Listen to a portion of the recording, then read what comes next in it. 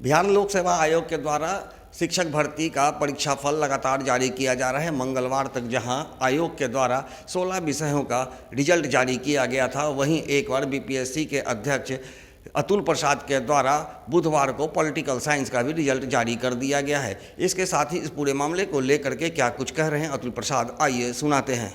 अध्यापक भर्ती परीक्षा का परिणाम हम लोग चरणबद्ध तरीके से घोषित कर रहे हैं और आपने देखा होगा कि कल हम लोगों ने लगभग 16 विषयों का परीक्षाफल घोषित किया और आज भी एक वेबसाइट पर एक आ चुका है, एक पॉलिटिकल साइंस का, और आने वाले समय में हम लोग 1-2 दिन में सभी परीक्षाफल घोषित कर देंगे। थोड़ा मैं इसकी पृष्ठभूमि में आप लोगों को कुछ बातें बताना चाहूँगा। आप लोगों को स्मरण होगा कि जिस समय सरकार ने ये घोषणा की थी कि अध्यापक भर्ती किया जाएगा और यह दायित्व बिहार लोक सेवा आयोग को दिया गया था, तब से लेकर के अब तक कई अवसरों पर अलग अलग तरीके से अलग अलग लोगों के द्वारा कई संदेह और कई प्रश्न चिन्ह भी उठाए गए थे। सबसे पहले तो ये कहा गया था कि आयोग की इतनी क्षमता ही नहीं है। 10 साल में आयोग ने मुश्किल से कुछ हज़ार नियुक्तियाँ ही की हैं, तो अब किसी भी हालत में इतनी बड़ी नियुक्ति आयोग नहीं कर पाएगी।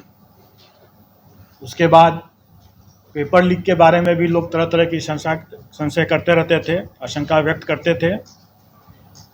उसके बाद आए दिन बार बार माननीय न्यायालय का हवाला दे करके भी लोग इसको कि परीक्षा तो स्थगित होने ही वाली है। ऐसा कोई दिन नहीं था जब लोग सुबह से लेकर के रात तक लोग इस परीक्षा को रद्द करने पर लगे हुए थे। उसके बाद कई अवसरों पर लोगों को तरह तरह की भ्रांति भी उत्पन्न हो गई, जिसके कारण से लोग कहने लगे कि अपीयरिंग कैंडिडेट्स को भी मौका मिलना चाहिए। बाद में सरकार ने उसको मान लिया। उसके बाद नया एक विवाद खड़ा हो गया और वो माननीय सर्वोच्च न्यायालय के आदेश के बाद बीएड वर्सेस बीटीसी का प्रश्न उठ गया। उस अवसर पर भी कई लोगों ने कहा कि अब तो परीक्षा को पोस्टपोन कर ही देना चाहिए, नहीं तो माननीय सर्वोच्च न्यायालय की अवमानना हो जाएगी। उस दरमियान हम लोगों ने यह भी एक निर्णय लिया था कि क्योंकि परीक्षार्थी संशय में पड़े हुए थे, आए दिन परीक्षा स्थगित होने की बात, परीक्षा रद्द होने की बात और तरह तरह के विवाद के कारण से परीक्षार्थी जो थे, अभ्यर्थी जो थे, वो शायद उतनी तैयारी नहीं कर पा रहे थे। इसके कारण से भी हम लोगों ने ये प्रस्ताव रखा हुआ था कि हम 75% अभ्यर्थी या रिक्ति दोनों में जो कम है उसके उतना तक हम लोग जाने का कोशिश करेंगे और उसके लिए क्वालिफाइंग जो मार्क्स है, कट ऑफ मार्क्स है, वो हम रिलैक्स भी कर सकते हैं। इसको लेकर के भी कुछ लोगों ने कहा कि अब तो गुणवत्तापूर्ण शिक्षा का क्या मतलब रह गया जब आप फेलियर कैंडिडेट्स को भी आप सेलेक्ट कर लेंगे। एग्ज़ाम में तो लोग कह ही रहे थे कि जब परीक्षा फल ही नहीं देंगे तो परीक्षा कराने का क्या मतलब है। बाराती और दूल्हा की बात भी कह रहे थे।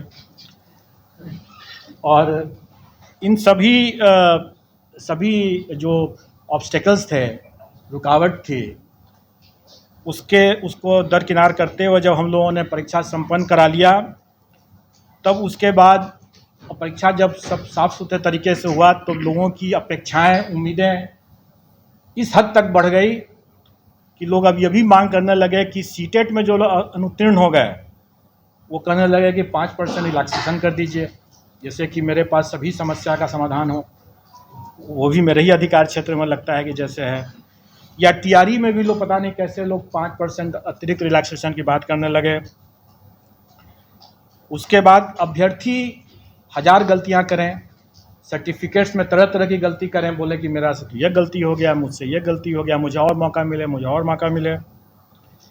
और इतनी गलतियों के बावजूद भी जब वो आयोग से ये अपेक्षा करने लगे कि हम तो टाइमली रिजल्ट दे दें और अगर हमें विलम्ब हो रहा है तो हम भ्रष्टाचारी हैं। रिज़ल्ट टाइम पर नहीं दे रहे हैं, तुरंत नहीं दे रहे हैं, चाहे उनकी कितनी भी गलतियां हों, लेकिन हम अगर रिज़ल्ट टाइम पर नहीं दे रहे हैं तो हम गलत कर रहे हैं। सब कुछ होने के बाद अब जब अभ्यर्थी इतनी अपेक्षाएं अपनी बढ़ा लिए और आप लोग भी बढ़ा लिए, तो सरकार भी पीछे क्यों रहती।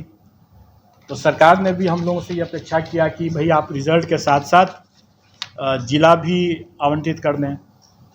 अब आप देखें कि हमारे काम कितने बढ़ गए, और ये सभी काम हमें बिना किसी मिस्टेक के, बिना कोई त्रुटि के फुल प्रूफ तरीके से करना है। ये छोटी बात नहीं है।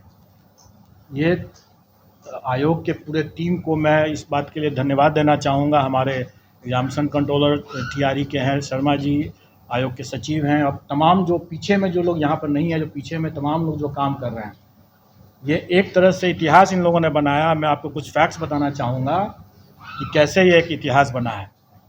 परीक्षा हमारी संपन्न हुई 24, 25, 26 अगस्त को, और अभी 2 महीने भी नहीं हुए हैं, 60 दिन भी अभी नहीं हुए हैं, और हम लोगों ने 43 पेपर विषय उसका परीक्षा फल बना लिया है, और सभी कैंडिडेट्स को हम लोगों को ज़िला भी आवंटित करना था। इंटू 38 कर दीजिए, तो हर ज़िला के लिए भी हम लोगों ने सूची बना लिया है। तो आप लोगों ने देखा होगा कि अभी तक जितने परीक्षा फल घोषित हुए हैं सब में ज़िला भी हम लोगों ने आवंटित कर दिया है। तो अगर देखा जाए तो 43 प्रश्न अगर विषय अगर मान लें, उसको ये मान लें, तो एक दिन भी अगर एक पर लगाएं अगर, तो इससे अधिक कितना फास्ट हो सकता है। दूसरा ये भी कि आज तक BPSC के इतिहास में इतनी जल्दी इतने ढेर सारे रिजल्ट्स नहीं दिए गए हैं, ये प्रथम हुआ है। जैसा कि आपने सुना कि अतुल प्रसाद ने कहा है कि आयोग के द्वारा ली गई इस परीक्षा को काफ़ी चुनौतीपूर्ण माना जा रहा था, और कई तरह के लांछन भी आयोग पर लगाए जा रहे थे, लेकिन इन तमाम आरोपों को दरकिनार करते हुए आयोग ने एक बड़ा इतिहास रचा है। और ये पहली बार है कि जब किसी भी परीक्षा का रिजल्ट आयोग के द्वारा 2 महीने से पूर्व में ही घोषित कर दिया जाएगा। आर्य न्यूज के लिए ज्ञानेंद्र की रिपोर्ट।